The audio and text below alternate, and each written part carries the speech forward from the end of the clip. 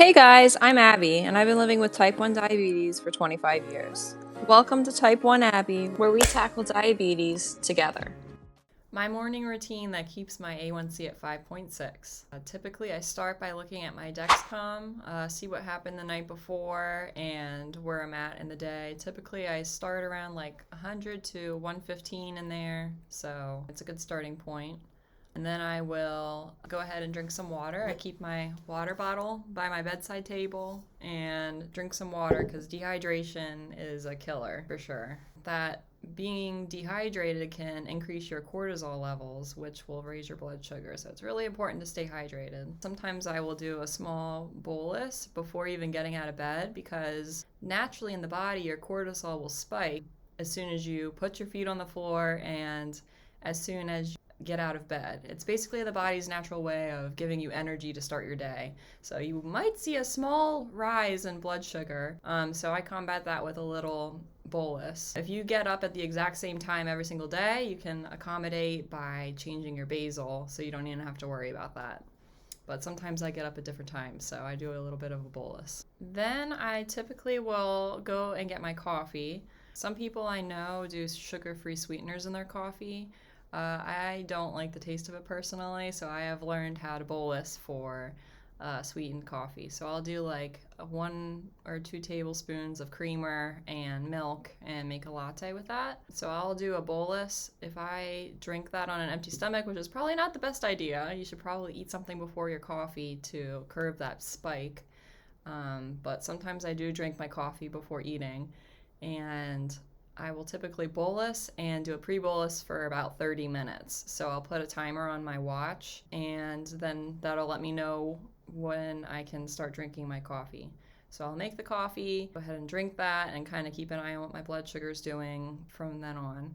Some people, even if you don't use sweetener in your coffee, the caffeine can naturally raise your cortisol, which can increase your blood sugar. So you might say, oh, there's no carbs in coffee, but it's a sneaky silent saboteur that can definitely catch up on you, and you might see an increase in blood sugar and be like, where is this spike coming from? I didn't have any carbs.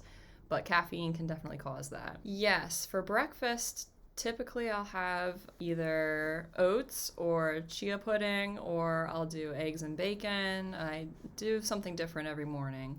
If I do oats, typically I will do overnight oats because, I don't know, I've just found the glycemic effect of it is different if you soak the oats. If you soak the oats in water or milk or whatever, put it in the fridge overnight, and then take it out and cook it. That way I found, personally, less of a spike.